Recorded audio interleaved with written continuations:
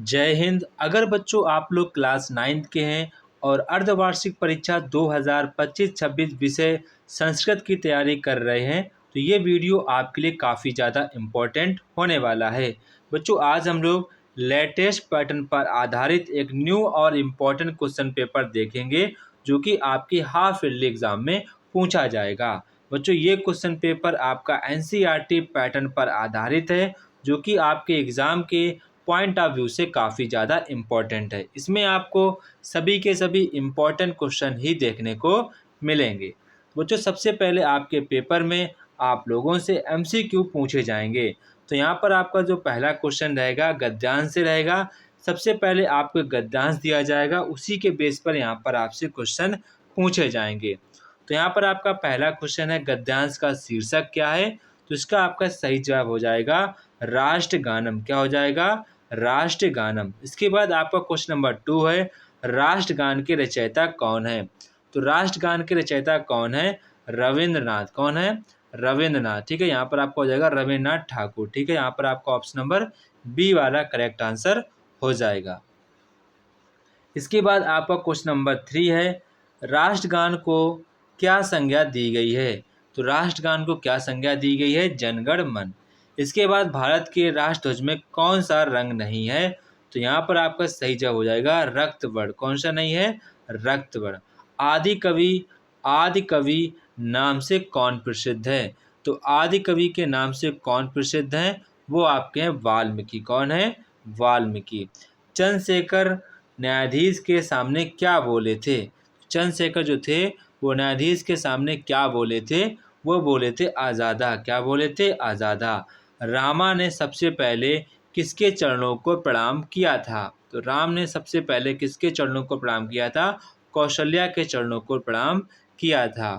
यत्र नारिस्तु पूजन्ते, वहाँ कौन रमते हैं। तो यहाँ पर आपको वहाँ कौन बसते हैं, रमते हैं। तो इसका आपका सही जवाब हो जाएगा देवलोके। क्या सॉरी, क्या आपका आंसर हो जाएगा? देवता। क्या हो जाएगा? देवता यहाँ पर आपका सही जवाब हो जाएगा। इसके बाद आपका क्वेश्चन नंबर 9 है आदित्य लोका ओताप्रोता कहाँ है। तो यहाँ पर आपका सही जवाब हो जाएगा देवलोके। क्या हो जाएगा? देवलोके। गंगत्य कहाँ निवास करता था। गंगत्य यहाँ पर कहाँ निवास करता था? तो कूपे में निवास करता था। जम प्रत्याहार में कौन से वर्ण आते हैं। तो आपको बताना कि कौन से जम प्रत्याहार में वर्ण आते हैं। तो वो यहाँ पर आपका ऑप्शन नंबर सी वाला करेक्ट आंसर हो जाएगा।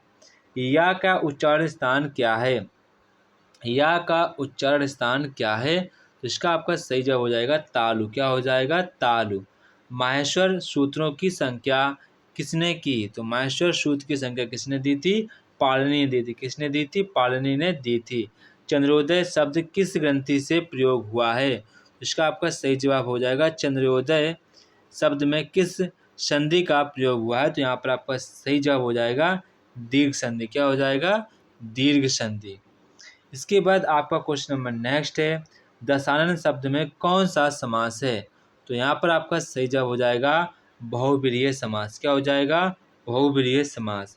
महाम मोदकम रोचते, मोदकम में कौन सी विभक्ति है। तो यहाँ पर आपका सही जवाब होगा द्वितीया विभक्ति। क्या हो जाएगा? द्वितीया विभक्ति। उच्चरित शब्द में उपसर्ग है। तो यहाँ पर आपको बताना है उच्चरित शब्द में कौन सा उपसर्ग है, वो यहाँ पर आपसे पूछ रहे हैं। तो इसका जो आपका सही जवाब होगा वो आपका उच्च हो जाएगा। क्या हो जाएगा? उच्च। बल शब्द में दुर उपसर्ग जोड़ने पर कौन सा रूप बनेगा। तो दुर्बल। क्या बनेगा? दुर्बल। इसके बाद आपका क्वेश्चन नंबर नेक्स्ट है रमा शब्द का षष्ठी विभक्ति एक वचन क्या होगा। तो यहाँ पर आपका सही जवाब होगा रामयः। क्या होगा? रामयः। भविष्यत काल के लिए कौन सा लकार प्रयुक्त होता है। तो इसका आंसर आप सभी लोग मुझे कमेंट बॉक्स में कमेंट करके बताएंगे। देखते हैं कितने बच्चों का आंसर इसको आता है। जिस बच्चे का आंसर सही होगा उस आंसर को हम बच्चों पिन कर देंगे। ठीक है। इसके बाद आपका यहाँ पर खंड बा आता है वर्णात्मक प्रश्न। तो बच्चों यहाँ पर आपको गद्यांश दिए जाएंगे। तो यहाँ पर आपको गद्यांश का प्रश्नों के उत्तर देने हैं। मतलब कि यहाँ पर आपसे कह रहे हैं गद्यांश का संदर्भ सहित आपको हिंदी में अनुवाद करना है। ठीक है। किसी एक का करना है, जो आपको आसान लगे वो आपको कर देना है।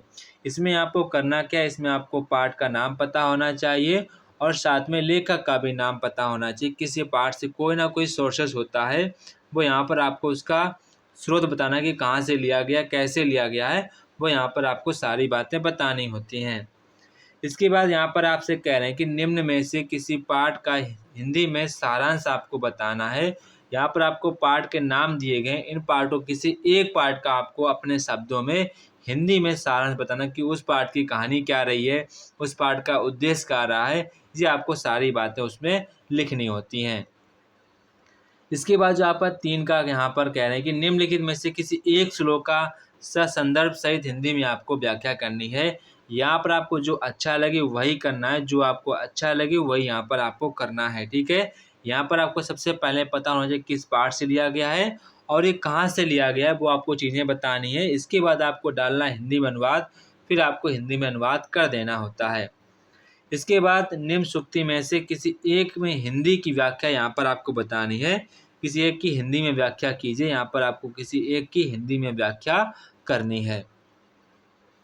इसके बाद जो आपका क्वेश्चन नंबर नेक्स्ट है, निम्न श्लोक में से किसी एक श्लोक का संदर्भ सहित हिंदी में आपको संस्कृत में व्याख्या करनी है। किसमें करनी है? ये आपको संस्कृत भाषा में ही व्याख्या करनी है। पहले वाला आपका हिंदी में था, अब आपको यहाँ पर संस्कृत में ही व्याख्या करनी है। इसके बाद यहाँ पर आपसे क्वेश्चन नंबर नेक्स्ट पूछ रहे हैं, निम्न में से किसी एक पात्र का यहाँ पर आपको उस पात्र के बारे में लिखना है जो गार्गी था, जो यहाँ पर गौंगारायण थे और प्रियदर्शन थे। इनके विषय में आपको किसी एक पर ही आपको यहाँ पर उनके बारे में लिखना, उनका कैसा स्वभाव था, क्या गुण था, उनकी क्या क्वालिटी थी, आपको सारी बातें ये बतानी है। इसके बाद यहाँ पर आपसे कह रहे हैं कि निम्न शब्दों में से किसी एक में संधि विच्छेद कर उसका आपको नाम बताना है। तो हित धन उपदेश क्या हो जाएगा? हित धन उपदेश हो जाएगा, भानुदय हो जाएगा। काफ़ी आसान है, आप कर सकते हैं। किसी एक का ही करना है। निम्न में से किसी एक शब्द का यहाँ पर आपको रूप लिखना है। कह रहे हैं कि मति का आपको थर्ड विभक्ति एक वचन का रूप लिखना है, रमा का लिखना है, गुरु का लिखना है। जो आपको आसान लगे वो यहाँ पर आपको लिख देना है। इसके बाद जो आपका क्वेश्चन नंबर नेक्स्ट है, निम्न में से किसी एक धातु का यहाँ पर आपको रूप लिखना है, धातु रूप लिखने हैं। तो बच्चों धातु रूप यहाँ पर आपको जितने दिए गए हैं, सबसे पहले आप पट धातु का सबसे अच्छे तरीके से याद कर लेना। ये आपके एग्ज़ाम के लिए काफ़ी ज़्यादा इम्पोर्टेंट भी है और हर बार आपके एग्ज़ाम में पूछी जाती है। इसके बाद आपका क्वेश्चन नंबर 10 है, निम्न पदों में से किसी एक का यहाँ पर आपको समास विग्रह करना है। तीनों के तीनों काफ़ी ज़्यादा इम्पोर्टेंट हैं, इनको आप अच्छे प्रकार से प्रिपेयर कर लेना है। रेखांकित पद में यहाँ पर आपको बतानी है विभक्ति। तो यहाँ पर आपके रामायण में है, यहाँ पर आपको इसमें है, इसके बाद यहाँ ग्रामर में। तो आपको यहाँ पर रेखांकित विभक्ति का उल्लेख बताना है। कुछ जहाँ पर आपको रेखा कही गई वहाँ पर आपको विभक्ति बतानी है, किस विभक्ति का ये वचन है वो यहाँ पर आपको बताना है। इसके बाद क्वेश्चन नंबर 12 करा कि निम्न वाक्यों का संस्कृत में आपको अनुवाद करना है। वृक्ष से फल गिरता है, मैं कल विद्यालय जाऊंगा, वह आंखों से अंधा है, राम के साथ सीता बन गई, तुम बाजार जाते हो, तुम फल खाते हो। आप इन वाक्यों को आपको संस्कृत भाषा में अनुवाद करना है, ठीक है। यहाँ पर कह रहे हैं कि आपको एक प्रश्न आपका 1 नंबर, आपको कम से कम 3 प्रश्नों के उत्तर आपको यहाँ पर देने हैं। इसके बाद यहाँ पर आपसे कह रहे हैं कि आर्थिक सहायता हेतु प्रधानाचार्य जी को आपको संस्कृत में भाषा क्या रहेगी उसकी, संस्कृत भाषा में आपको प्रार्थना पत्र लिखना है, ठीक है। इसके बाद आपका क्वेश्चन नंबर 14 है, निम्न में से किन्हीं 2 पदों का आपको संस्कृत में वाक्य प्रयोग करके लिखना है। आवाम कश्य अस्माकम त्वम आश्रमे कुत्र। तो यहाँ पर आपको किन्हीं 2 पदों का आपको संस्कृत वाक्य में प्रयोग करना है। काफ़ी आसान है, आप इसको आसानी से कर पाएंगे।